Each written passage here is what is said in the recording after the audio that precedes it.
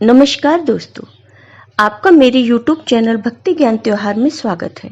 आज मैं आपको जेठ माह में पीपल सींचने की कहानी सुनाने जा रही हूँ। अगर आपको ये कहानी पसंद आई तो कमेंट बॉक्स में पीपल देव कीजिए अवश्य लिखिए।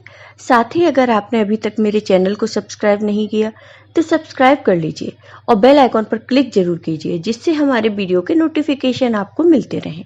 अब सुनिए ये कहानी। किसी गांव में 3 भाई रहते थे। तीनों भाई की शादी हो चुकी थी। दोनों बड़े भाई बहुत चालाक थे, लेकिन सबसे छोटा भाई बहुत ही सीधा साधा था। बड़े भाई सारी खेती का काम अपने छोटे भाई से ही कराते थे और खुद कुछ भी नहीं करते, और जब अनाज हो जाता तो सब बराबर ले लेते। इसी तरह घर में दोनों जेठानी घर का सारा काम छोटी बहू से करवाती और खुद कुछ भी नहीं करती थी। छोटी बहू घर का सारा काम करती, सबके लिए खाना पीना बनाती, लेकिन किसी से कुछ नहीं कहती। छोटी बहू बहुत ही धार्मिक थी। वह रोज पूजा पाठ किया करती थी। एक बार की बात है, एक बूढ़ी औरत उनके घर आई और कहा, मुझे बहुत भूख लगी है, कुछ खाने को दे दो। बड़ी बहू ने कहा, माँ जी, मैंने तो अपना खाना खा लिया, अब मेरे पास खाना नहीं है, आप दूसरी बहू से ले लो। फिर बूढ़ी माई दूसरी बहू के पास गई और उससे कहा कि मुझे बहुत भूख लगी है, मुझे कुछ खाने को दे दो। तब दूसरी बहू ने कहा, माँ जी, मैंने तो अपना खाना अभी अभी खाया है, अब खाना नहीं है, आप छोटी से खाना ले लो। तब बूढ़ी माँ छोटी बहू के पास गई और उससे खाना मांगा। तब छोटी बहू ने कहा, माँ जी, आप यहाँ बैठिए, मैंने अभी खाना नहीं खाया, मैं अपना खाना आपको दे देती हूँ, आप खा लीजिए। बूढ़ी माँ ने खाना खा लिया और बहुत खुश हुई। फिर बूढ़ी माँ ने छोटी बहू से कहा, बेटी, कल से जेठ का महीना शुरू हो रहा है। अगर तुम अपने घर में अन्न धन का भंडार चाहती हो तो तुम कल से पीपल सींचो, प्यासे को पानी पिलाओ, तो तुम्हें पूर्णिमा तक इस पुण्य का फल मिल जाएगा।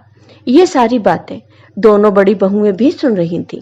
दोनों बहुएं उन बूढ़ी माँ के पास आईं और बोली, हे बूढ़ी माँ, हमें भी अमीर होने का कोई उपाय बताइए। तब बूढ़ी माँ ने कहा, बेटियों, ये सबके लिए है। अगर तुम भी जेठ माह में पीपल सींचो, जल दान करोगी, तो तुम्हें भी पूर्णिमा तक इस पुण्य का फल मिल जाएगा।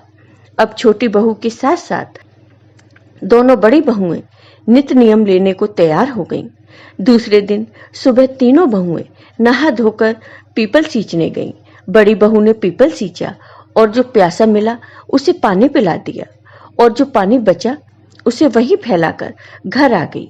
दूसरी बहू ने पीपल सींचा और आने जाने वालों से कहा, जिसे प्यास लगी हो वो खुद पानी लेकर पी लो, मैं तो बहुत थक गई हूँ। बचे हुए पानी को फैलाकर वह भी घर आ गई। छोटी बहू ने पीपल सींचा और पीपल सींचने के बाद वहीं बैठ गई। वहां भजन कीर्तन करती रही और जो भी प्यासा आता उसे प्यार से खुशी खुशी पानी पिलाया। जब पूरा पानी खत्म हो जाता तभी वह घर वापस आती। इसी तरह पूरा जेठ का महीना बीत गया। जेठ पूर्णिमा की अगली सुबह तीनों बहुओं ने अपना अपना घड़ा देखा तो बड़ी बहू के घड़े में 1-2 सोने के सिक्के पड़े थे और दूसरी बहू का घड़ा बिल्कुल खाली था, उसमें कुछ भी नहीं था। लेकिन छोटी बहू का घड़ा सोने के सिक्कों से भरा हुआ था। तब उन दोनों बड़ी बहुओं ने कहा, भगवान, यह आपकी कैसी माया है? हम तीनों ने जब नित नियम बराबर किया तो आपने धन देने में बराबरी क्यों नहीं की? हमें कुछ नहीं दिया और छोटी बहू को घड़ा भरकर सोने के सिक्के दिए।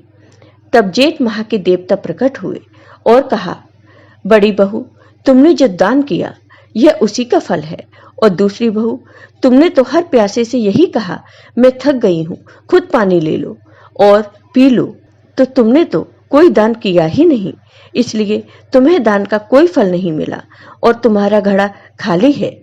लेकिन छोटी बहू ने बड़े प्रेम भाव से प्यासे को पानी पिलाया। जब तक इसका घड़ा खाली नहीं हो जाता तब तक वह लोगों को पानी पिलाती थी और भगवान का भजन कीर्तन करती थी, इसलिए इसके पुण्य का फल तुमसे ज्यादा है। तीनों बहुएं भगवान के पैरों में गिर पड़ीं और दोनों बड़ी बहुओं ने भगवान से माफी मांगी।